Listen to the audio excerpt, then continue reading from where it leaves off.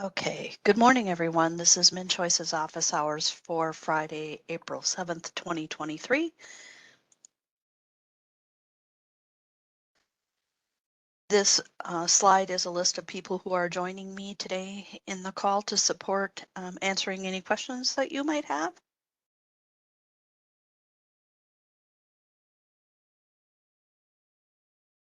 So this session is being recorded. We will use WebEx audio. You can use WebEx audio to listen. All of you are muted. When it's time to ask questions, you can raise your hand and then we will call you in the order that your hand is raised. When we call on you, we will unmute your line and then you will be able to ask your question. So just so you're aware of the process for today. So these office hours calls are really kind of technical support calls for mentors on topics regarding the MnCHOICES assessment application, or what we call MNA, the MnCHOICES support plan application, or MNSP, and the revised MnCHOICES application as it relates to training and functionality questions that you might have. This call is really just about general updates that kind of impact the users of these systems. And so we try to stay true to that, make sure we give you the time that you need to ask your technical and training questions and to provide you the support where we have items to share with you as well. So again, these are just the terms that you heard me just use. So here's where we're headed for today. The MnCHOICES Help Desk will provide an update. I will provide a real brief update on the revised MnCHOICES. And if there are any updates on the assessment and the support plan, we will provide them too. And then, like I said, this time is really about questions that you might have. And so we've really kind of dedicated the time to you. And so when your questions are done, then the call will likely be done. If we go to time, then we'll end at time. So just so you're aware. So let's go ahead and start with help desk updates. Kong, do you want to do any general updates and then have me move to the slides? You just give me direction as you need it, okay? Yeah, that So sounds good. Kong Vang will be joining us. Thanks, Kong. Go ahead. Oh, sorry, I skipped ahead of you. That's okay. All right. Good morning, everyone. Just some updates on the MnCHOICES assessment application and support plan. In the past couple of weeks, we've had a couple events of slowdowns with intermittent impact to users. Seem to have been on Fridays, the last couple of 2 Fridays. We're looking good now. Systems are running normally now. Seems the last couple of weeks, the other state applications were affected too, and it was due to network issues, which has been resolved. So we'll continue to monitor and hopefully everything is good. If you see anything or hear anything, get it reported in and we'll check with the system. Other than that, we had a few questions that came through the help desk. We thought we'd bring it up in case some of you might have the same questions. One is on the revised MnCHOICES application. It has to do with a question on creating a bookmark of offline mode, whether it would work for the different environments. Say, if you created a offline mode bookmark for MTZ, would it work for production? And the answer is no, because the URL would be different. So you would have to create one for MTZ and one for prod. So as people are training now, I would advise, if you're creating an MTZ bookmark, name it so. And so when you have prod and you create one, you can name it as the prod offline bookmark. All right. Teresa, you can go to the next page. And the other question was regarding the data migration. So the question is, does a person's assessments in M&A require a PMI within the assessments to be migrated? And the answer is no. For the migration to happen, which was about 2 weeks ago on March 22nd, and for sending the PDFs, the process will work as long as there is a Swindex ID in the person page, which means it would need either a social security or a PMI or both. So next screen, yep. So if you're in the person page, what you're going to be confirming for is what I have highlighted there, the Swindex ID. That's populated. That's how the system will know that from the legacy here, it's going to match that number to the revised MnCHOICES application. That's how the data will know which person it belongs to at the revised MnCHOICES application, and that's how the data is migrated and the PDFs gets sent over. So I hope that I wasn't confusing and that answers that question. Um, that's all I have, Teresa. Okay, thanks. Thanks, Kong, very much. I'm going to take a moment here and just pause because I know there has been a bunch of questions about data migration and specifically the migration of person data from the MnCHOICES assessment to the revised MnCHOICES database. I know people are wondering with the message that is about the, again, that 10%, 30%, 100% launch schedule, you know, what happens with person data? And I'm just going to let you know that I'm asking that question of the data migration team. And so when we have more, I will provide it to you because I know it's a question that you have. And so we don't have the answer for that question today, but it has been asked in. So we are checking on that as well. And then in regards to the historical PDFs, just to make sure people understand, there is a job that will run basically once a month in the background, and every time documents are closed in the assessment or the support plan, the next month that job will collect that data, put it into PDFs, and attach it to person records. So that will be ongoing through while the assessment and support plan are standing and aren't retired.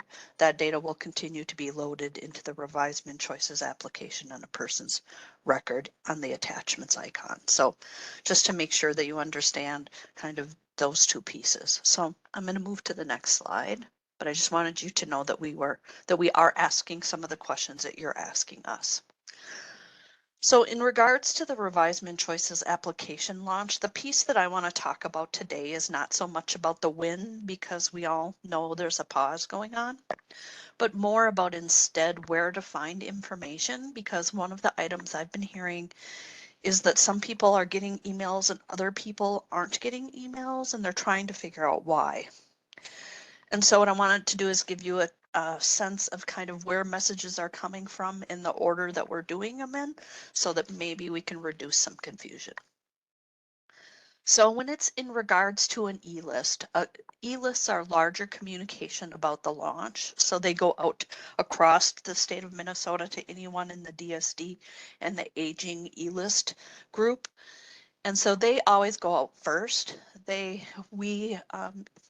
We don't necessarily see the content ahead of time as the team. And instead what happens is that e-list goes out through our communications team out as an e-list. And then what we've been doing on our end for the mentor email is to literally copy the e-list announcement and then send it back out to you as mentors.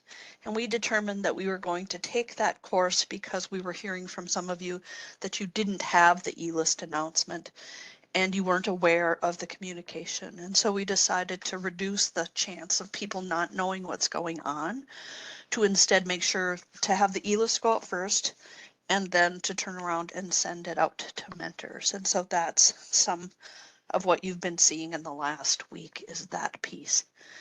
I also wanted to make sure that people knew that you can go ahead and have people subscribe. So if there are people in your agency that you would like to subscribe to the e-list and maybe aren't, they can do so by I'm on the county link page on the MnCHOICES revision page. And you can see right here, there's a way to subscribe to eList. And I'm just going to go there so you can see it. And then if you pick the Disability Services Division Agency eList and hit this plus, you can then sign up for it. So that you're aware of that as well. And then I think some folks were on this e-list, but they weren't on the mentor list, which is also the other item that I'm seeing happen. And so to do that, if you're hearing that in your agency, they're like, hey, I'm on the e-list, but I'm not seeing the others. You will want to also then as mentors, make sure your mentors are signed up for the MnCHOICES mentor e-list, and that is by going to this mentor tab and do add or change MnCHOICES mentors. And that will make sure that you then can update your mentor list and make sure that they have communication as well. And so again, part of what I want to do here today is just make sure everyone's on the same page, knows where to find the information and is on the correct e-list, and also understands the order in which we are doing them. So again, e-lists go out first, then we send the e-list copy of it out to the mentors as well to ensure that everyone is indeed seeing the information.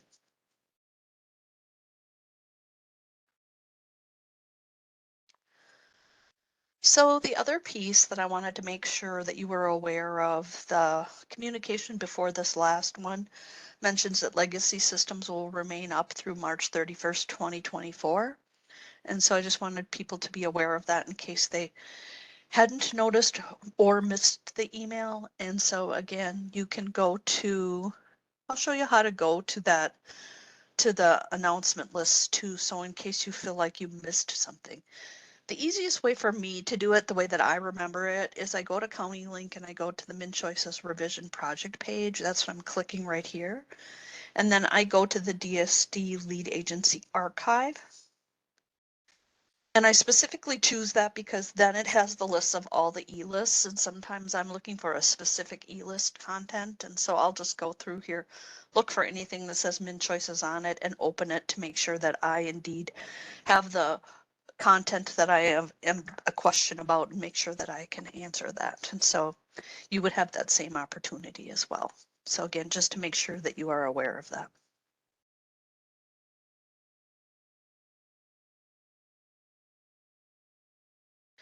And so, like I said, this is really a short bit of office hours information.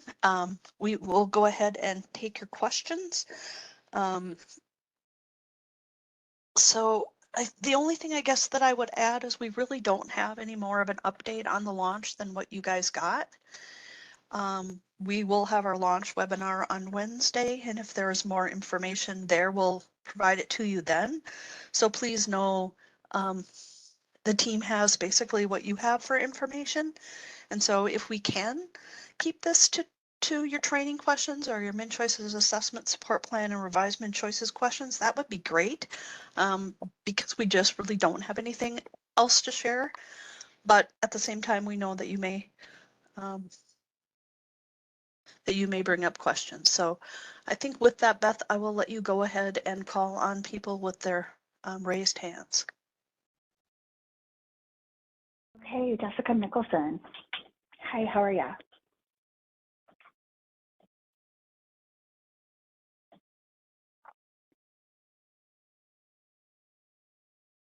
Jessica, you are off mute, just so that you're aware. Oh, sorry, I did not hear Beth say my name. I apologize. Good morning. The question I have is regarding one of the e-lists that came out earlier this week. I believe it was on Tuesday. And it just said that the mini cog field will be required now starting April 10th on the LTC screening document, and that will no longer use the mini mental. I just want to confirm, is that still our practice now that we are postponing the launch of revision? So the one that's, so sorry, Jessica, you sound a little bit either underwater or far away or both. Sorry. So yeah, that's better. So did you say the LTC screening e-list that went out? Is that what you said? the e-list on April 4th that came out on Tuesday, and it just talked about the mini cog Yep, being this a one. required field on the LTC screening document in preparation of the transition to revision launching. So Yep. I'm just wondering which, mental status exam should staff or assessors be doing? Should we start transitioning to the mini cog even though we're not launching revision right now? Or should they continue with the mini mental status exam? You're going to continue with the mental status exam. You just are going to have to translate it for MMIS, and that was the direction we're providing. Excuse me. We will get more information out for you about that as well, but that is, it's the plan to go ahead and continue to launch with MiniCog. That, excuse me. Okay, here we go. Sorry. Those changes are related to MMIS changes, or that change is related to a change in MMIS, and so that's why it's launching prior to launch. So go ahead with continue doing the mental status exam as you are, and you'll be able to, and once the revision launches, you can switch to MiniCog, which is embedded in that tool. So. Okay, so we don't need, I didn't know if we needed to like use the e-doc of the MiniCog instead. No, no, because you can still, it's still going to be a required thing in MnCHOICES, so it's still required when you're in the current system. It's still required, so go ahead and fill it out as you normally would, and the directions just translate it so that you're able to update the MiniCog field in MMIS. Okay, and we'll get further direction on how to do that. Well, so Yes, you will. I have up on the screen too, right? What the instructions. Okay.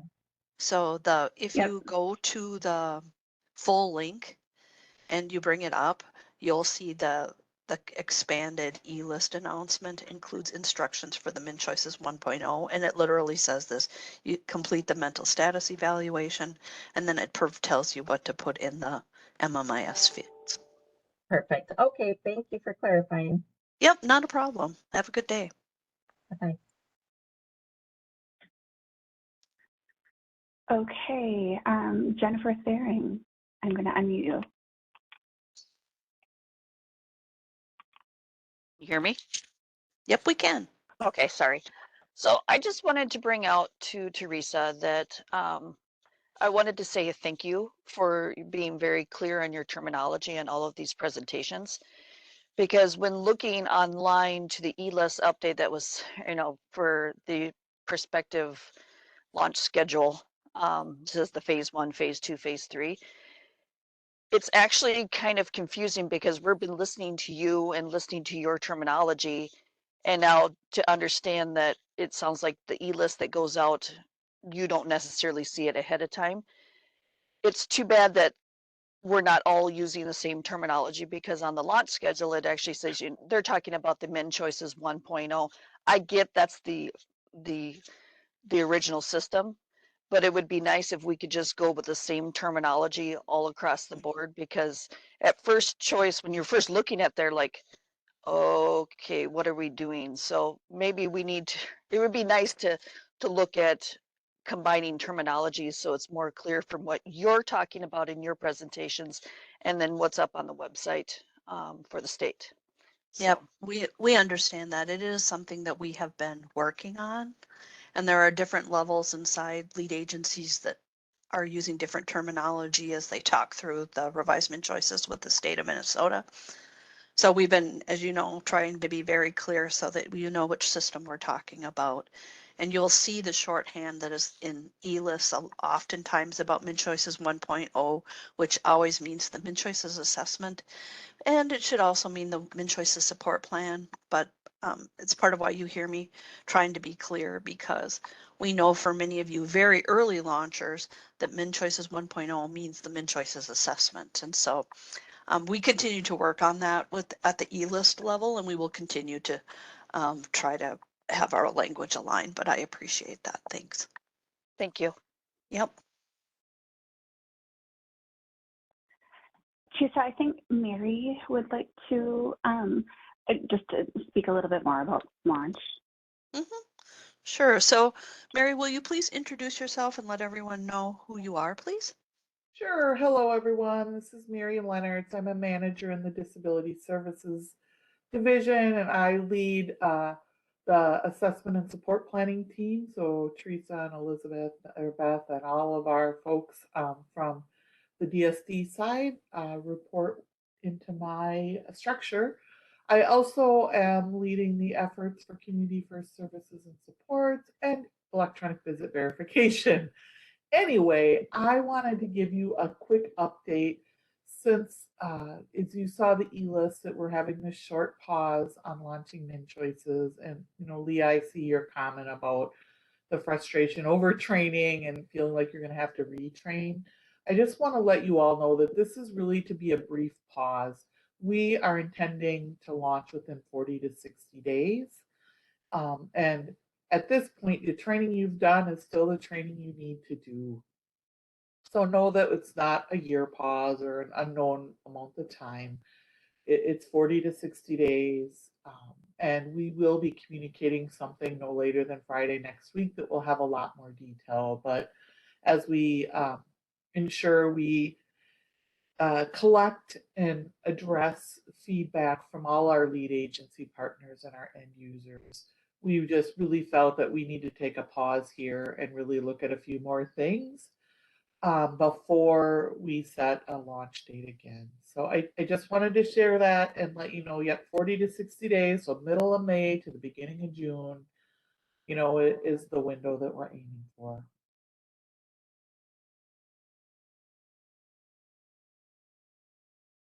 Thanks, Mary. Okay, so we have another question from Ashley Seyfried. Yes, thank you. Good morning. I'd like to go back to the e-list that was sent out on March 7th. It talks about the reassessment for changes in condition with the changes in the phase, like the different phases of launch and the pause of the MnCHOICES revision project. I'm wondering how this is going to be implemented with the with this reassessment for changes in condition, where AC and EW are going to be folded into as a functional assessment. I'm not sure if my question is clear. So I'm going to see if I can just say back. So what your question really is about is how is that working? Is to just say a little more about that. Yeah. Right? And then also then where we're providing either training or guidance on it. Yes. Okay, thank you. So I don't know who at policy wants to do it, and if you want to have me bring up any one of the e-lists to refer to, let me know that as well. I'll just leave the e-list up. So. Right. Well, I'm not sure if others want to jump in here too, but really it's business as usual. You're still using activity type 10 to make those mid-year changes. For EW, you're most likely on paper if you're an MCO, and so it's business as usual until the launch, and then you'll be able to do the functional needs update for activity type 10 in the revision. But because we launch in phases, I'm wondering, will the current, we're using activity type 10, right, to complete the change of condition for AC and EW. Will we still be able to do that during the entire, like 3 phases? I can't remember how many phases we have, but during the entire time. So Beth, let me. Right. Can I try this one for just a sec? Yeah. Okay, so the piece to remember, and we're going to cover it in a launch webinar, so I can see the slide in my head on Wednesday, is just to remember which assessment you're working in and to follow the workflow for that assessment, because we're going to have this transition period, right? So if you're doing paper, you'll follow the functional needs updates that you follow when you do in paper. If you're in the MnCHOICES assessment, you'll follow that process. If you're in the revised MnCHOICES, you'll follow the process that is for that computer application. And so the biggest thing to think about is what assessment product, I don't know what else to call it, assessment tool are you working in, and then following the workflow for that tool. That's how I'm thinking about it, and maybe that will make it more clear for you. Yes, yes, thank you. So basically, we're just saying if the assessment is done in the revised MnCHOICES, then if there's a change condition, then it should be done as a functional assessment in the revised MnCHOICES, correct? I believe the answer is correct, but I will let Beth go there because I want to make sure that I wasn't causing her any issues by my explanation. Well, I would say you could instead of doing the assessment on paper, you could do it in the revision. There's a thing that you'll be able to do a reassessment. You'll be able to select it and you'll be able to go through and do it. But whether or not, but because they're so different, you'll probably, I think that you'll probably just want to continue to do the work that you're doing as Teresa outlined. I think that would make the most sense.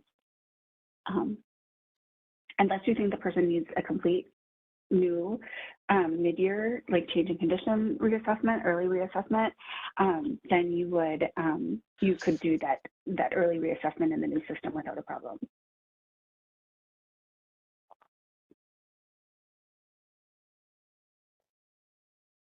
Sorry, I wasn't very clear about that. Or maybe I didn't really understand. So what you're saying that, say, for instance, right now, we're still using the current, the MnCHOICES assessment, the current tool, right? And so we continue to do our assessments. And then if there's a change to condition mid-year, you can still use the current tool, right? The activity type 10 Yep. to continue, okay, until it phased out. Yep, and then a reassessment gets them in the system, right? Yep, Okay. that's just fine too. Yep. Okay, thank you. You're welcome. Okay, the next person I have is Lane Magnuson. Lane, I'm going to unmute you. So I have two questions. So first of all, in the revision, is there a way to print out like a face sheet where we could take a hard copy of like name, address, phone number, emergency contact with us when we're traveling out to see them? And I'll let you answer that one first, and then I'll go to my second one. There is from the assessment, you're able to print out, oh, it's a report, and I have to look it up to see what the name of it is, but there is a report that you'll be able to print it out. Let me go see if I can find it really quick while we are. That's where I while was you ask going, your second Beth. question. There is a report though that you can get that just demographic data really quick. So go ahead and ask your second question. I will go find what I'm looking for. Yeah, I just need you guys to just go over the whole MMIS ready, MMIS pending, MMIS approved. I just need to know, like, does it have to be totally entered by the support staff in MMIS before we approve it? And I'm just confused about that whole process. So Beth, do you want me So to share the screen for the assessment content? So for the first piece that she mentioned.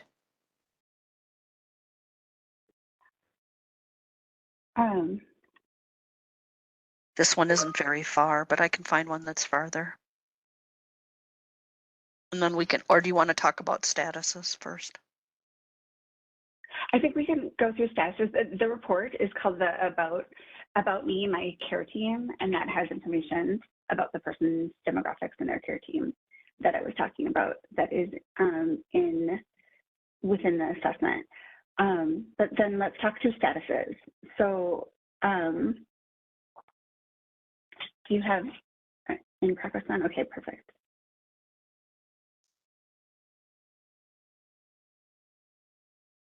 So I am in the MTZ that they are in currently, just so you know.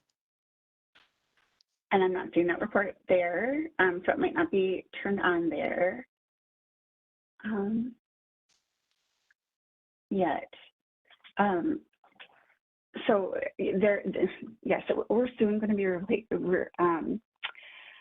sending out a new MnCHOICES documents and reports for the revision. So you'll get to know all the reports that are in there, what they do, and when they go out. So that will be coming out to you in the very near future. So you'll be able to see all the reports that you'll be able to get from MnCHOICES. But then let's talk through statuses.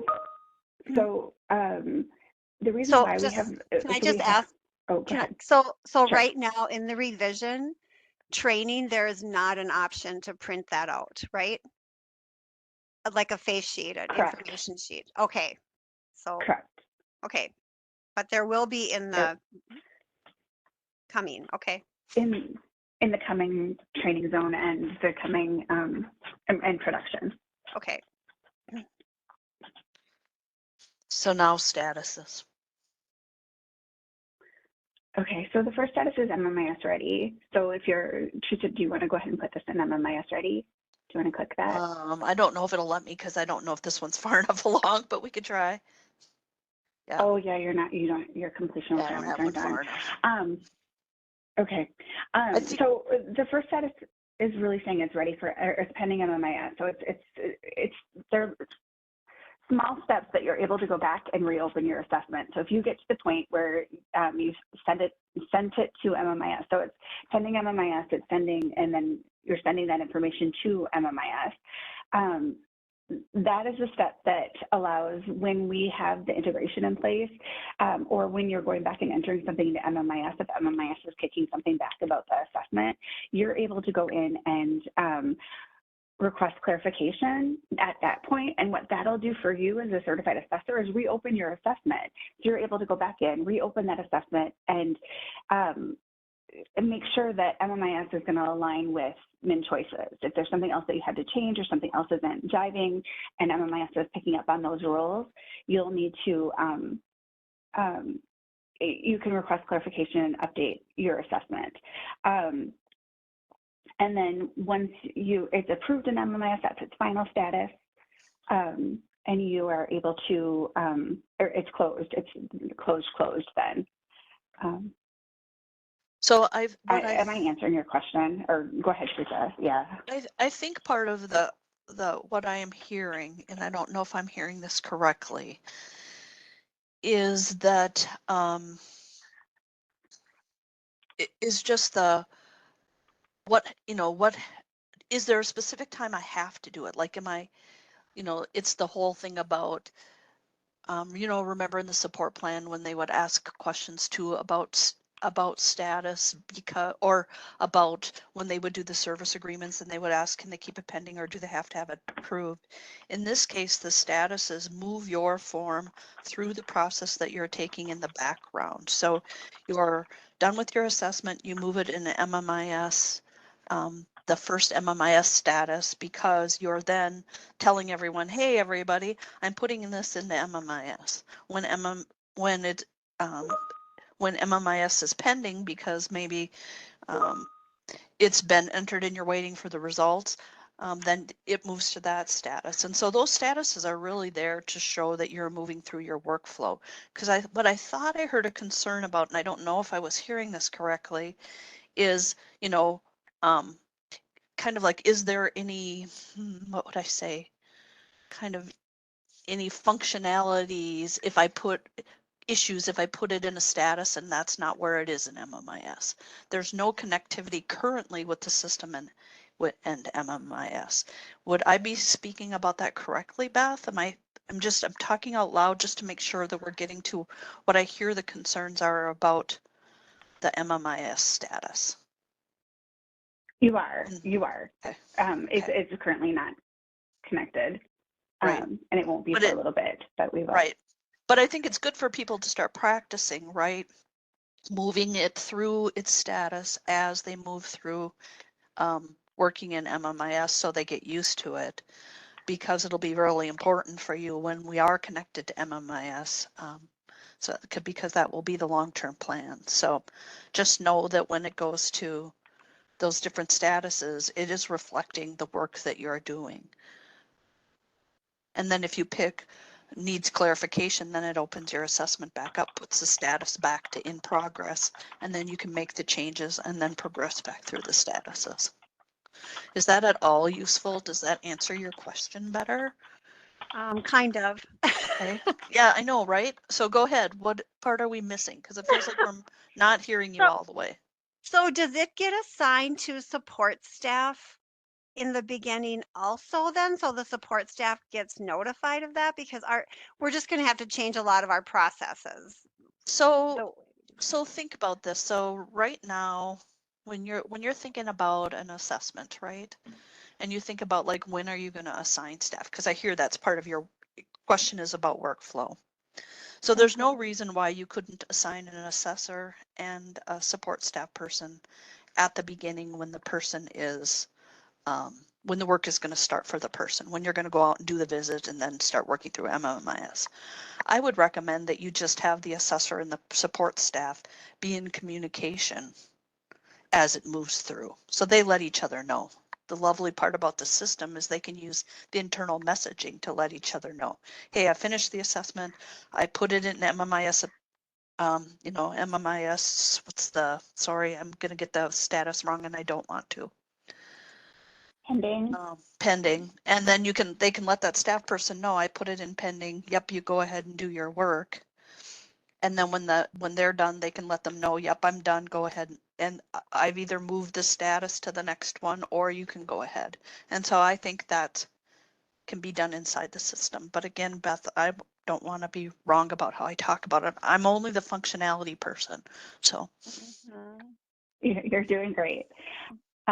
We can answer. So you are also able to go into the person's profile and right click from there and print to get that demographic information for the person as well. So sorry, Okay. And then when you have MMIS approved, then does it go out of your queue? When it's closed, does it go out of your queue? no, because remember, think about it this way. Sorry, the this is based, what shows up in your caseload is based on what is assigned to you. And so your caseload is all the people that are assigned to you. They're not your workload. So it isn't changing based on your workload, whether a form is done or not, right? So if your agency has you retain those folks, because there might be changes throughout the year or other things, you'll still see them on your caseload tile.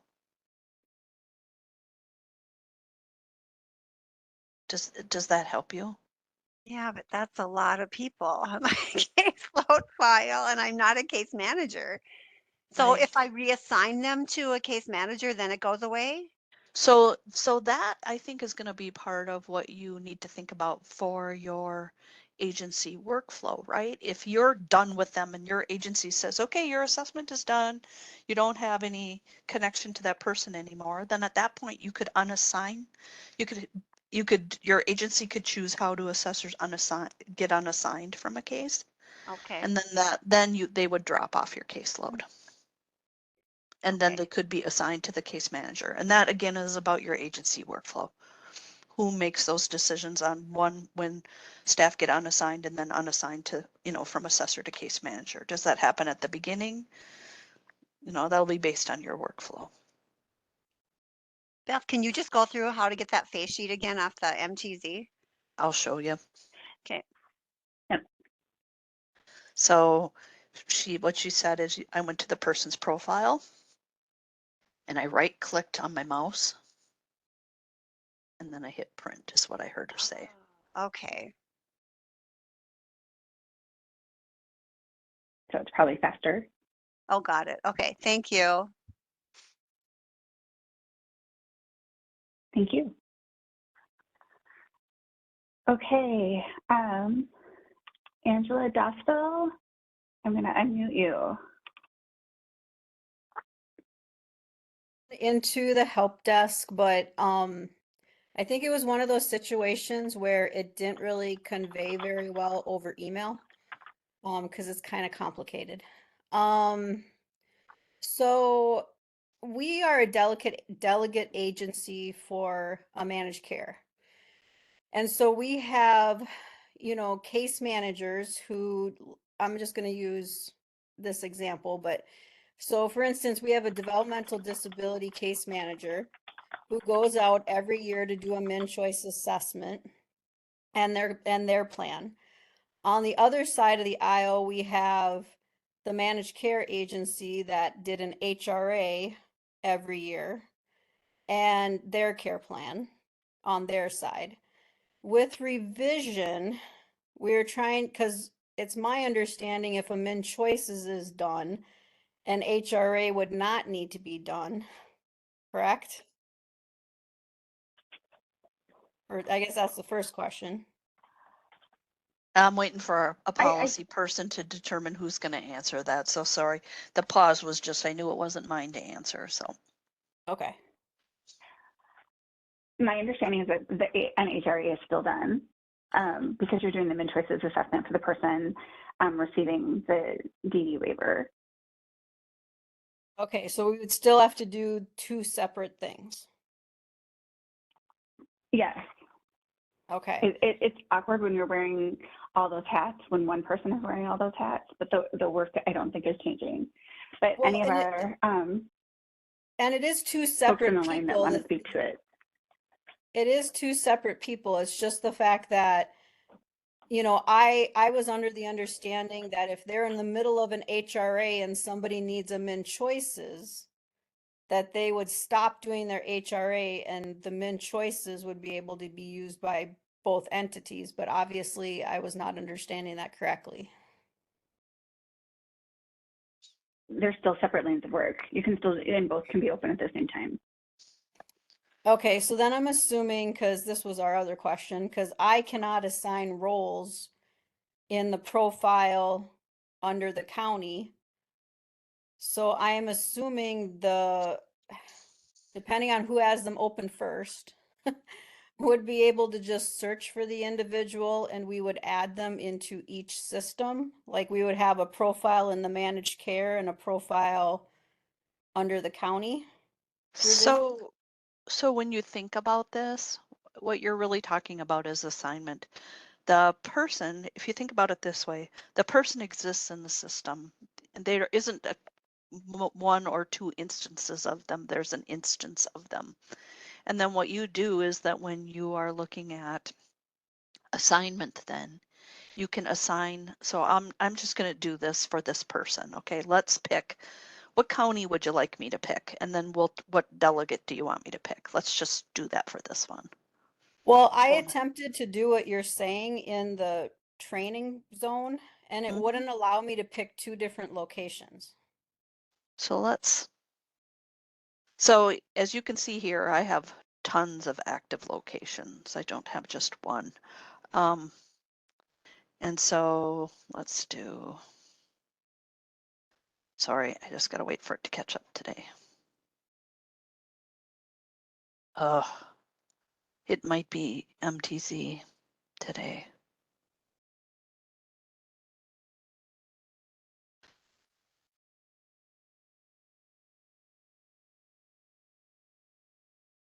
So are you not getting any locations available to you currently? No, I was able to put it, I was able to put it under our county one, but then when I attempted to put it under South Country was who I was trying to put it under, it wouldn't allow me to do that. And so then we were questioning, well, would the managed care agency have to add this person separate in order to get it located to them? Is it about your role though, Teresa? Is it about the role? Because if you were logged in as you and you were logged in as a county. Yep, that's where I was going next. Yeah, so but the question is really about, can two locations be assigned to a person? And the answer is yes. So you could assign a location that is the MCO. The MCO could assign themselves as the location. They could assign you your agency's location. So I'm just going to make it up. So it's South Country, and I'm sorry, I can't see what county you're with, but let's just say it's Brown, and South Country, and then they could pick that, and they would have both the locations assigned to the person. But Beth is right, it probably is about roles and who can assign location. And then once those are assigned, then you can assign the staffs to each of those. So, and I'm sorry, Okay, so what I'm I hearing can't is show that to you today. technically, so Yes. what I'm hearing is technically, regardless if I'm a county or a managed care, I should be able to assign it to a different location as long as I have the proper clearance. Yeah, as long as you have the proper clearance, what will happen is, so think about it this way. If you're working as a delegate for a county, you should only be assigning your location as the delegate because the MCO will have assigned this person potentially as the MCO. But if you need to, you should be able to do them both, is what I think the answer is, if you have the correct role to do it. And so, yeah, you should be able to assign both the lead agency and the delegate, and then the staff for the delegate to, if that's your role as supervisor, let's say, to, you'll be able to assign the location and then the staff to that person. And I'm sorry, I feel like I'm being clunky about it. And what I'd like to do instead is, before I say much more and be totally wrong, is go back and walk through it, because I know it's a slide for the launch webinar on Wednesday. And I'm going to write myself an assignment to go back and really, really look at it and answer it really well for you, versus clunking around in my language and potentially being wrong. So if you can have patience with me on that, that's how I'd like to proceed with this one.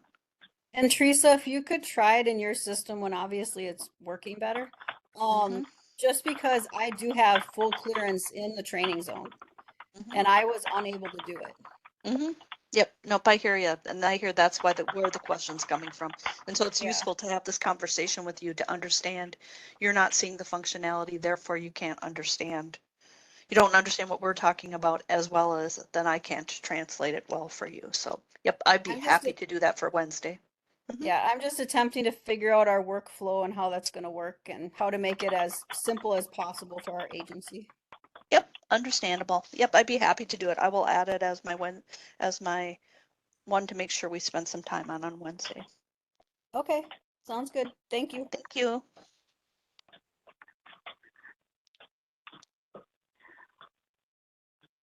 Okay, Kimberly Goose. Sorry if I'm saying your name wrong. A lot of time yet. Hi, Kimberly. Hi.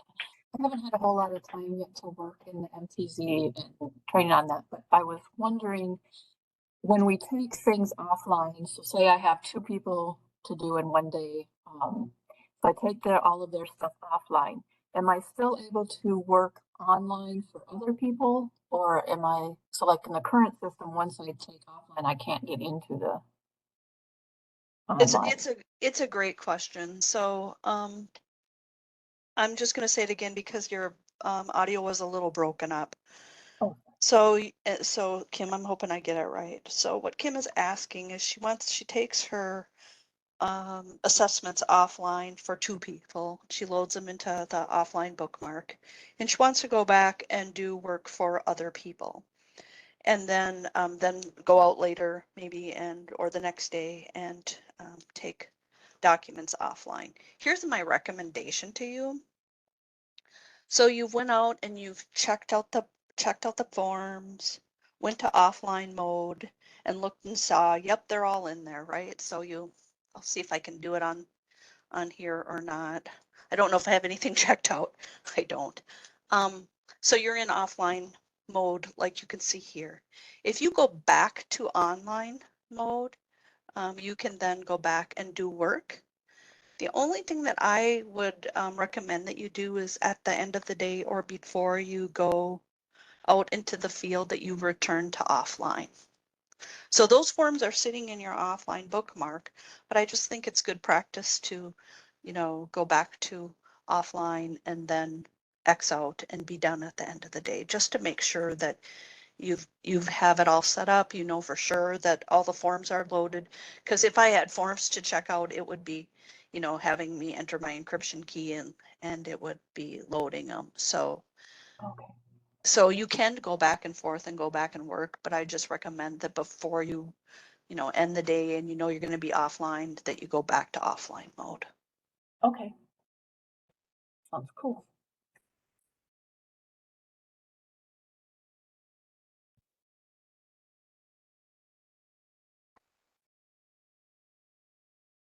Okay, Mary Lee, I've unmuted you.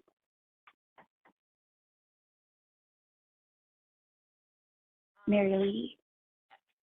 Hi.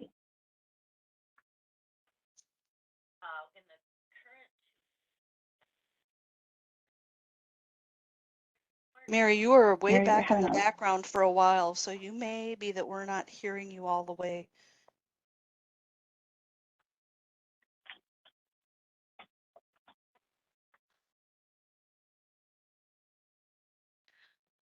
Try again, will you please?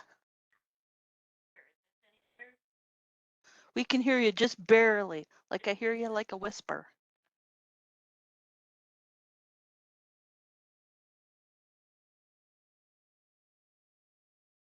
Not really sure what I can change to make that. Oh, there you go. I hear you a little bit better. Okay, great.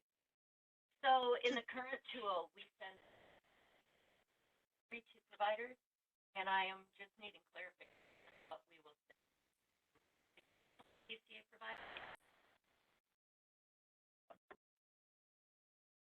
I'm sorry, Mary, we just can't hear you. You know what, Mary, you go ahead and type your question into the chat because we hear you and then you break up and then you go away. So I just want to make sure that you have a chance to ask that question since it's, probably all about internet connectivity.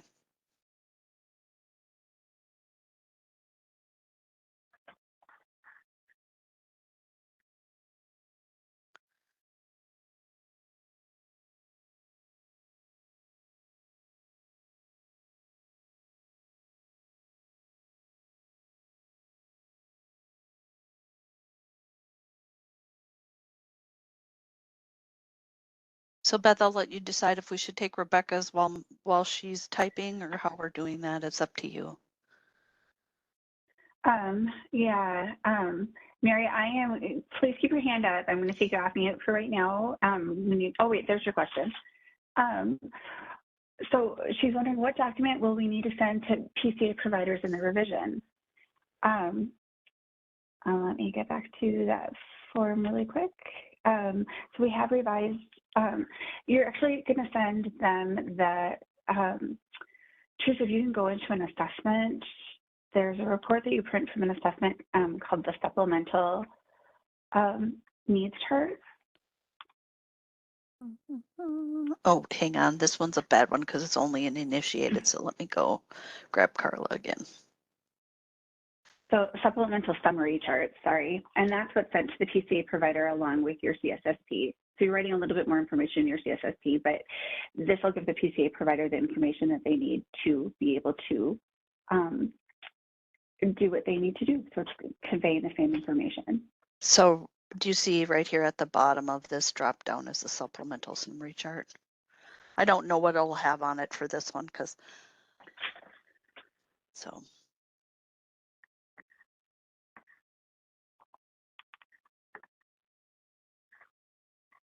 Okay.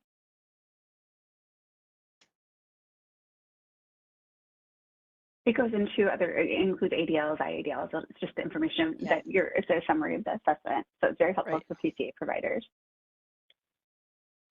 So it's got this. So did you just have a chance to see it? So Mary, you have a second question that's about you have somebody who is on the EW waiver and receives Rule 185 case management, and will they continue to have 2 plans, or with a revision will it be combined?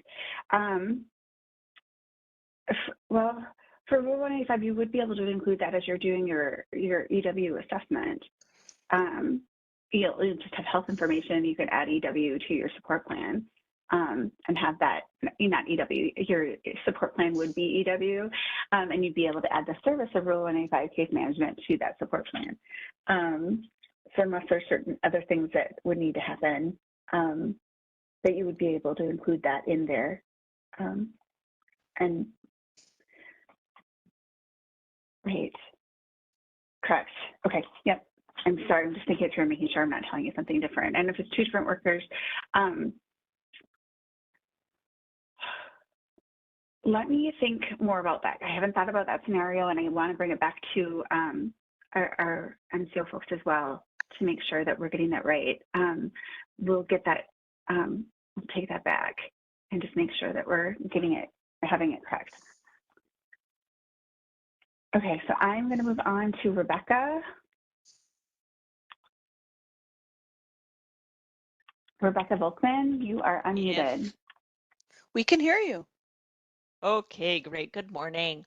I am wondering if the newer version of MTZ is going to be released soon so that we mentors and team members can get in there and start practicing with the online offline mode and have the full functionality of production.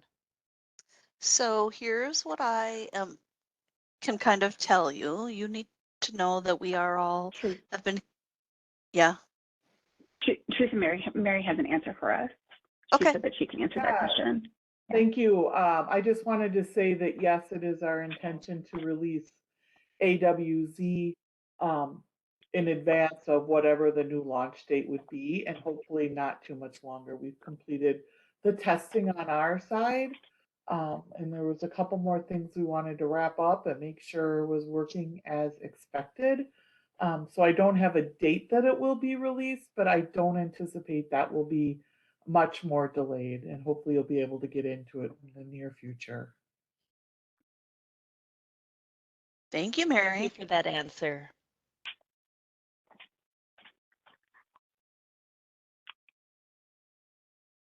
Okay, Kim Anderson. Hi, Kim. Regarding the new 6791E that was sent out. And that is on the last page for the certified assessor use after the MnCHOICE assessment is complete. There's some new information, and the particular information that I'm speaking of is the line that indicates the assessor should coordinate the assessment date to allow the care coordinator to attend the assessment. That is new information for us, and I'm just wondering if you can elaborate on that. Well, I think that's always been, we have that on in the CBSM and the assessment applicability and timelines page as well. You know, we really want that person, if you're able to gather that information, we want the care coordinator to be there so that the person isn't having to have, you know, 2 very similar interviews as you're going through, so they're not having to go through the same thing twice. So doing for the work that you're needing to do for the HRA and the work that you're needing to do for the waiver or PCA reassessment. And so making sure that that you're both able to gather that information and that's coordinated together as much as possible would we think it's efficient for both of you and the person. Okay, so this would also be for our like CADI and BI cases that would have a care coordinator as well. Correct. Okay. Correct. They're still doing the work for an HRA, right? And so if there's ways to streamline that, we really encourage you to do it. Okay. Thank you. That's just new information for us. So appreciate that. Yeah, thanks, Kim.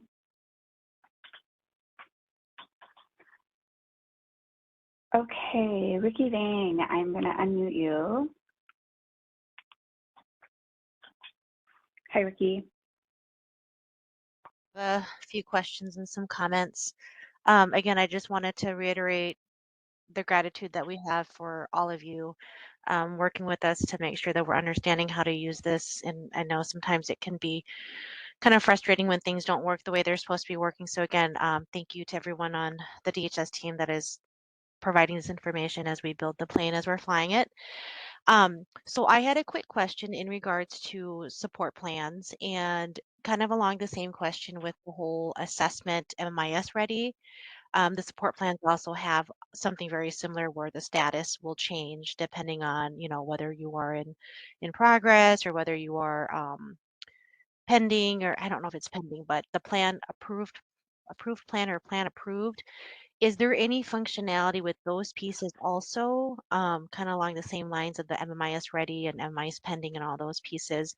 If we don't move it forward to the next status, if say you're still waiting for a signature, or maybe you're still trying to put in a provider's name because you're still working on those pieces.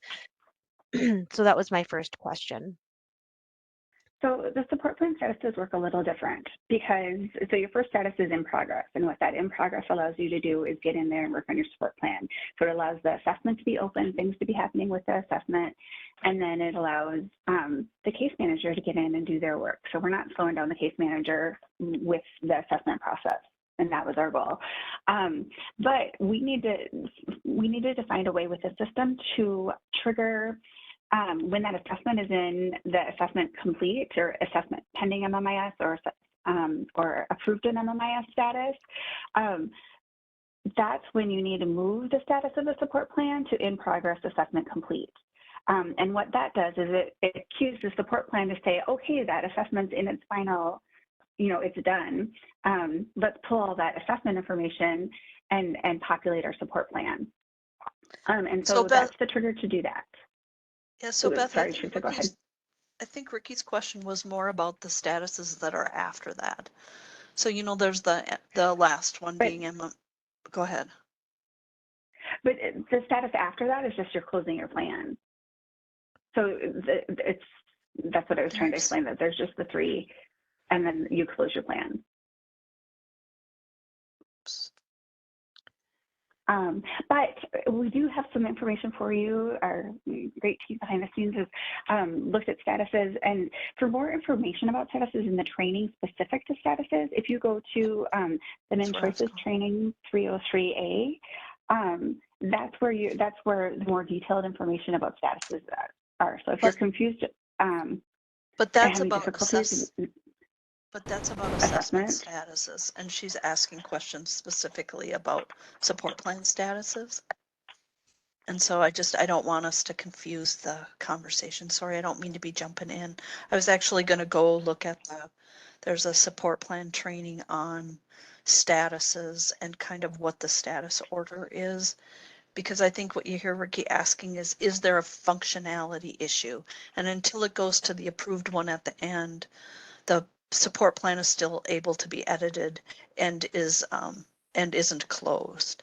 And so moving through those statuses and when to change them, I think is part of what I was hearing. Yeah, I think to understand. Yeah, I think there's a plan ready, plan pending, and then the plan approved. And not having done every single training out there in full transparency, I just, as I was going through the practice guides, I was just trying to understand along the same lines of, say, for example, if I'm the same person, I'm the assessor, and I'm also the care coordinator, so going back to the MIS statuses, do I need to be worried about moving that along if I'm doing all of that and I know I'm working on it right now today? Like I'm doing the assessment, tomorrow I'm going to go in and enter it into MIS, whatever it be. Do I need to be worried about changing that to ready and pending and, all of that? Can I just leave it where it's at and then get to a point where I'm like, I've completed everything and now it's done? And then just move it through the submit. So until you got to the approved. That's what you're asking about. Yeah.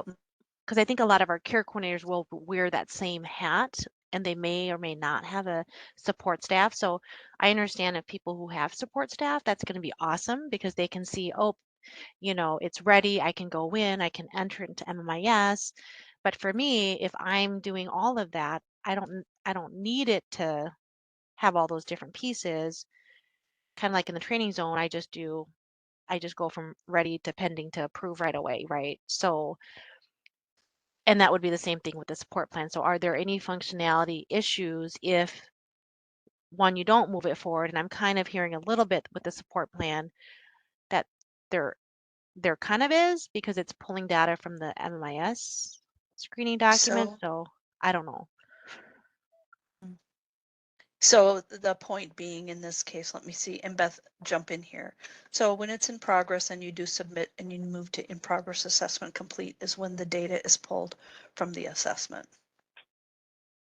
And so then after that data is pulled, then you're doing your work in the support plan, you know, doing goals, putting in services and doing that work. And from that time on, no other assessment data comes over.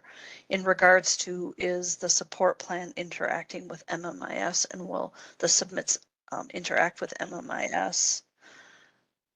That I would ask someone else to answer that functionality for future. Currently, it doesn't interact with MMIS. And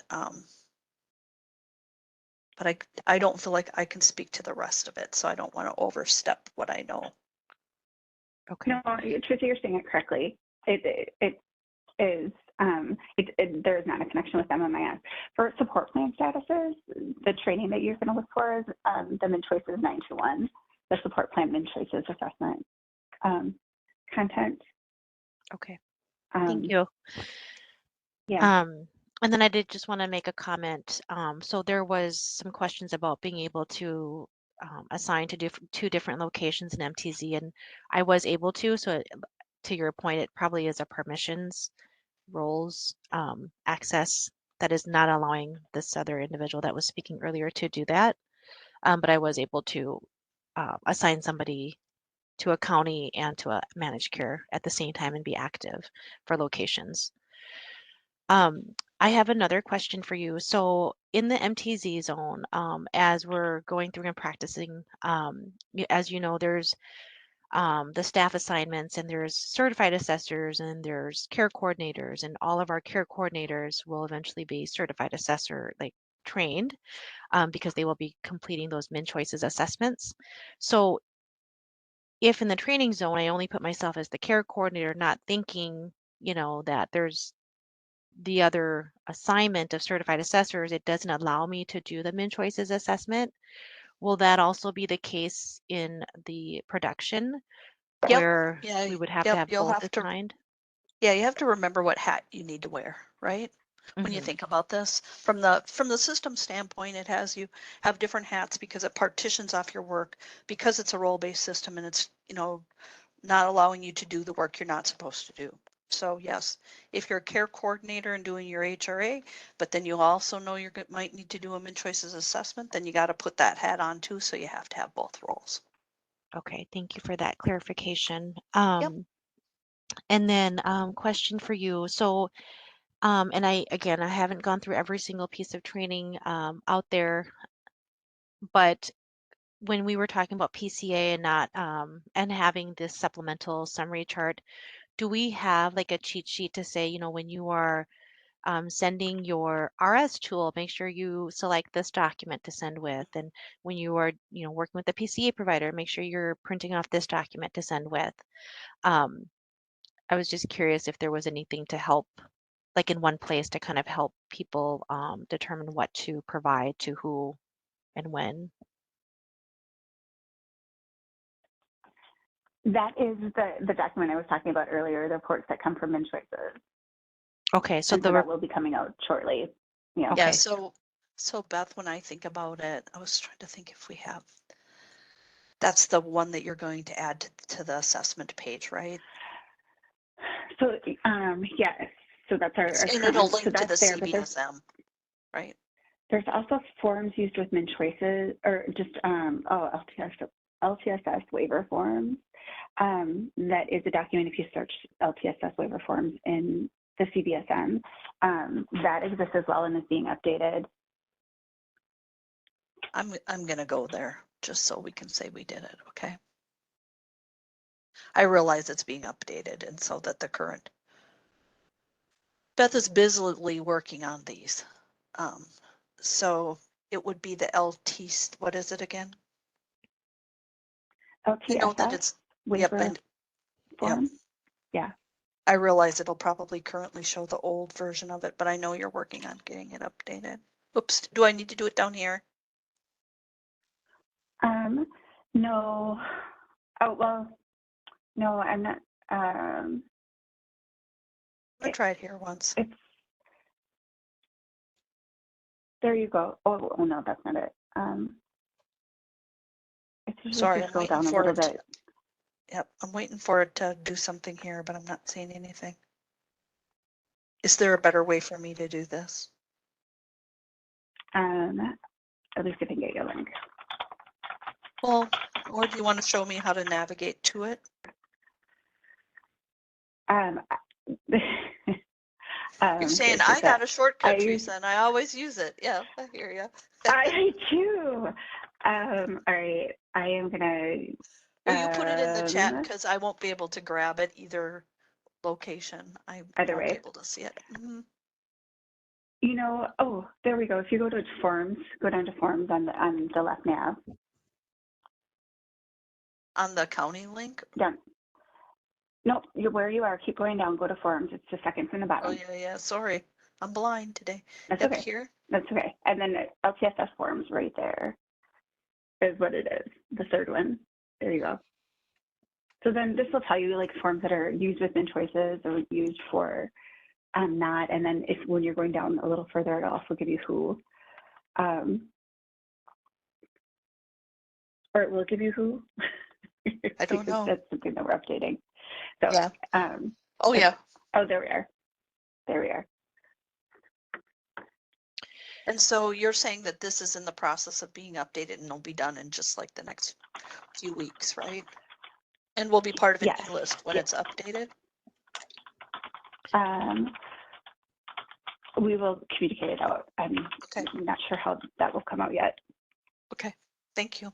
Or if it'll just show up as a CBSM change. Got it. Yep. And this is super helpful. So one of the other questions in looking at this document, once it does get updated, will it have information? Because I know there are certain forms that we are not using as MCOs because it's linked to like DHS appeal rights and, different things. And we want to make sure that we are sending out our appeal rights for that first level of appeal. Will there be like a disclaimer in here to say, if you're working with an MCO, you wouldn't use this form or check with your MCO or something to that nature also? We have that on the MnCHOICES forms, documents and reports. So the forms that we know that you wouldn't use, we've indicated that there. We can take a look at this document again with that lens to make sure that we're catching you there too. Yeah, I think it's just, there's so much information that if you look at one and don't look at the other and not know that you should be looking at the other document, you might miss something. Right. So that's my only thought with that piece, but this looks wonderful. And I'm sure it's going to look beautiful once it's all done too. So thank you for doing that. And then I just have one last question. So there was some information about like the 3428Q going away. And then there's some LTSS improvement, like the provider evals and so forth. And I think in the MnA world, I think they're, because there are two different people, they're the case manager and the certified assessors, and different people do it at different times. Will we get some information of if the person is the same, the certified assessor and the care coordinator, what the expectation will be for completing those forms when that comes out also? So from am checking it. Oh, go ahead, Yes. Teresa, go ahead. So I was just going to say, so from your point of view, when you're wearing each of your different hats, what do you need to do for each? Do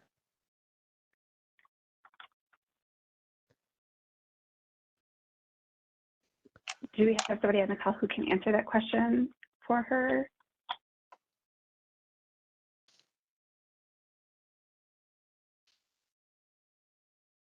And if you don't right I'm not now, sure it's that we. okay. Yeah, just if we Okay. can ponder that and take it back and just so we know what to tell our care coordinators so we're not telling them wrong. Like, oh, no, you don't have to Right. do it until the 6 months, or the mid-year, and then we should have had them do it because they're also the certified assessor in the beginning. So that's the Oh, part that the we're trying to. LTSS evaluation. is okay. Sorry, I'm catching that now. And maybe Rakia, you might be able to jump in here, but she's wondering about whether or not that LTSS evaluation, whether or not they're filling out the 3428Q for.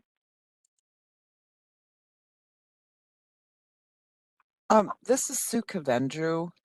For managed care, a notice did go out indicating that the queue is not going to be used any longer because it's done upon reassessment, and by the time the reassessment comes along, you'll be doing that work in MnCHOICES. So the questions that were on the 3428Q will be inside the MnCHOICES assessment, or will it be part of these evaluations? You'll be using the evaluations, correct? So when do we do those? Do we do it at the mid-year? Do we do it when we do the It's at initial and reassessments? Okay. Yeah. Reassessments. Okay, That's perfect. my understanding, right? But as far as your question about the queue, you're not using those. The decision by the aging division was you're not, and so when you go into MMIS, you're not required to answer those questions or put that information in. Perfect. Yeah, and I knew that that queue was Yeah. being replaced by the evaluations, but I just didn't know like connecting the pieces of like the expectation for a care coordinator versus a case manager kind of deal. So thank you so much for that information. Okay. Sure. Okay. Thank you. I'm done. Thank you. Okay, Allison.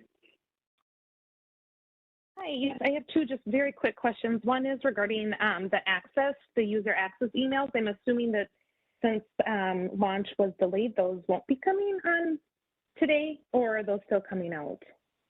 No, they will not be coming out. User access emails will always go out so I'm going to say the Friday before the Monday, if they choose that same cadence. So you'll get it late on the Friday and you'll log in on the Monday. And so we just have to wait until that, but we've confirmed that they are not set to go out. Okay, thank you. And then I have one other question back to the mini cog, and hopefully not too in the weeds here, but can you let us know, do you know if there will be an edit that care coordinators will get if there is a value in the mental status eval field and the mini cog value? Or do they need to leave that mental status eval field blank? That field will be locked. So that's part of the issue with MMIS, is that MMIS is going to lock down that field and you'll only be able to enter the mini cog, which is why we have the workaround. Okay, thank you. That's helpful. Thanks. You know, just to bring us back to the LTSS evaluations really quick, just a reminder that those won't be available at launch. We're still working on those. So we're putting the LTSS evaluations in the new system on hold. You'll still be able to do them if you are using the support plan currently. You'll still be able to fill those out, but it wouldn't be expected for our MCO folks. Okay. Let's go to, I'm sorry, Maria. All right, so I have a question. It kind of harkens back to what Ricky was talking about as far as location assignments, but this is more about staff assignments. Our current workflow that we do is that our support staff, our intake person, gets the intake and then puts it in her own MnCHOICES queue. And then as certified assessors, as we have openings in our schedule, we go and reassign it from her queue to our own for assessment purposes. And in MTZ right now, when we try and do something similar to that, she assigns it to herself, and then I go in and try to reassign it to me. It says the staff does not have the appropriate role at selected location. So what I'm wondering is if we need, as certified assessors, to actually also have a support staff role, because it wouldn't seem right to give her a certified assessor role. So is this, or do we completely need to rework our workload because there's no way to do this? So I want to look at it. It feels like it might be an issue with MTZ because remember when I'm just gonna bring this up. So remember when we talked about roles and permissions a while back and we pretty much said that a whole bunch of people can assign to staff.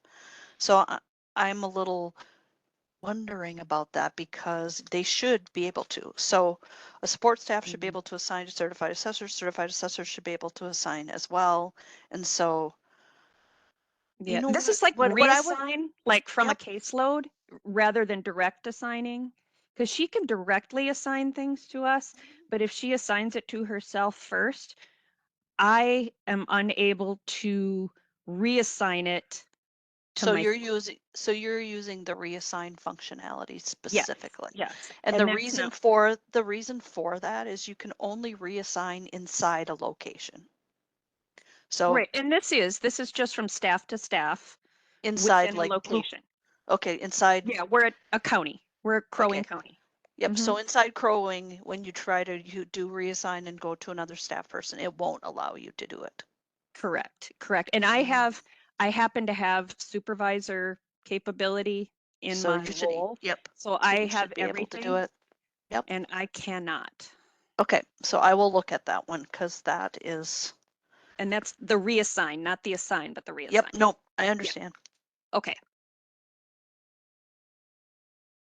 And again, that's something that you are welcome to submit as a help desk form so we know what's going on. But I will specifically look at that one also. Okay.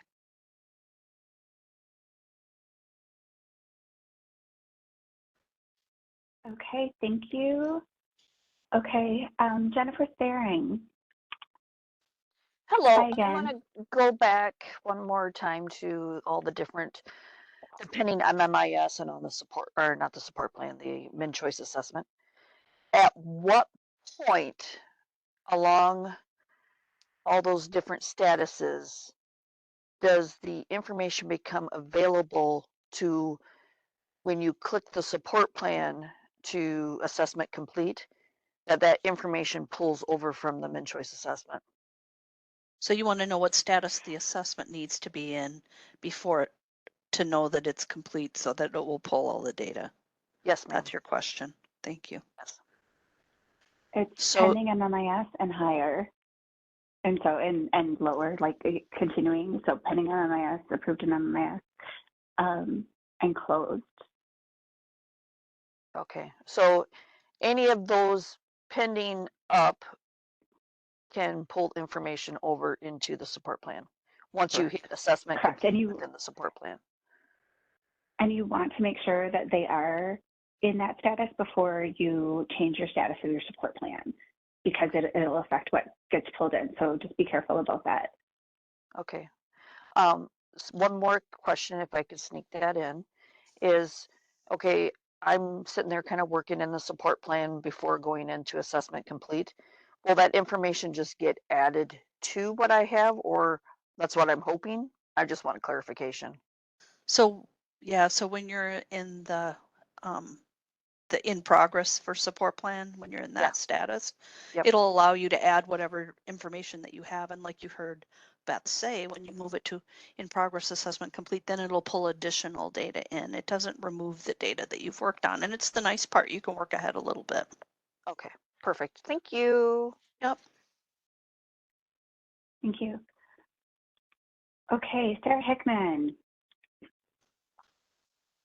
Oh, there. My question, I have a few questions, but my first question is about the email that was sent out on Wednesday, the 22nd, where the purpose is to inform agencies that the assessment data will migrate on the 22nd. Yep. And then you followed up with telling us we had to be from the 22nd to launch, that we had to put it in both systems. So my question is that still a necessary step? And the second question is, if it is a necessary step, can you just explain the rationale for it? Because it's a lot of work for bigger agencies. Yeah, nope, I hear you. And it's one of the, what you heard me say earlier in the call is one of the things that we're asking questions about. They migrated the data so that it was ready for launch, thinking the date was going to be April the 7th, right? And so what they were saying, what they were telling you is from the 29th to the 7th, they needed you to collect who you were adding for new into the assessment to make sure you added them new into the revised MnCHOICES application. And the reason for that was so that you could ensure that the person would exist in the revised MnCHOICES application, so that the historical data could be added. And then the point being is that then once you have access to the production site, that you can regularly go in, create a person, see if they exist in Swindex. If they do, pick them, and then make sure that they're added. So again, when the historical data is created in the assessment and the support plan, it would pull over. The question that I've asked the data migration team specifically is, will we be looking at another migration or not? That where it gets tricky from what little bits I've seen, and I can't speak to it very well or in any depth, so I apologize for that. I'm getting my head around it too, is that is just making sure that they kind of know what they're pointing to, and even if we'll be allowed to kind of migrate the additional data after that date. And so right now I don't have information from you. We know that Okay. that the longer that gets, the more work it is for you. But where the work is, in all actuality, is between the date they might migrated until you have access to prod. And so that's where the lift gets the most heavy, right? Because you got to keep track of it somewhere. Well, and you've just pushed it out 40 to Right. 60 days. So Correct. that, I hear you loud and clear. And like I said, we're asking the question because we are seeing the questions coming in, but I just well, don't it have the really answer just for you doesn't yet. seem efficient. Just as Yeah. a, like, if you could maybe give them some information from a Yep. lead Yep. agency standpoint. Yeah, and I think I feel like our team understands Oh, that good. Okay. and has been communicating that. I think it's more about what's possible. And so please know that, yeah, we totally understand that it gets to be a large lift the longer it goes, in particular, especially for really large agencies. So they'll have to figure that one out. If I may just ask a second question regarding the functionality when it comes to the DD screening doc.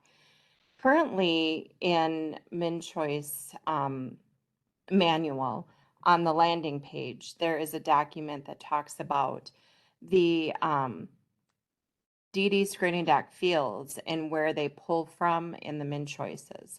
My question is that going to be updated for the revised? Yes. It's Okay. in process. If we want to get that out for you guys, do have a map. We'll do that for the DD screening document, for LTC screening document, and we'll do it for PCA as well. So you'll have some guidance there. Okay, and then a follow-up to that is when we've been, it's very exciting to have the screening docs functioning in the training zone. But one of the things we've noticed in changes is that you currently have it the same kind of view that one would have if you were looking in MMIS upon entry. The thing that is challenging with that view is that you don't have field numbers there. And why that's important is because when we go to appeals, everything in the CBSM, when it comes to, well, not just a DD screening doc, but there's a lot of direction regarding, oh, look at field number such and such. And it's very time consuming to be able to explain when justifying appeal or giving a family member and individual information on what they're looking at if we don't have any numbers. So just wanted to let you guys know that that would be helpful if that could be updated. Okay, thank you for the feedback. I really appreciate Oh, it. yeah, thank you guys so much. And that's all my questions. Okay, thanks, Sarah. So, folks, believe it or not, we are at 11 o'clock already. Man, this has been a really great conversation with you today. I mean, you do know that we do appreciate your questions. It's good to have this conversation and get us all on the same page, as well as to look at items that we maybe need to look at and come back and have conversation with you about. So it is much appreciated. It is a Friday after all, and it is hopefully a lovely day where you are sitting. And I just want to say thank you. Thank you very much for this call. It is very much appreciated. But we are at 11, and so I do have to have us end the call. So with that, again, thank you from the team. Thank you from DHS. Our conversations are always useful and helpful. And so we'd like to thank you and wish you a good weekend. And we will talk to you, some of you at the launch webinar on Wednesday, and you'll be getting your instructions for that later next week. So thanks, everybody, and we will talk to you later. Taylor, you can go ahead and end the recording.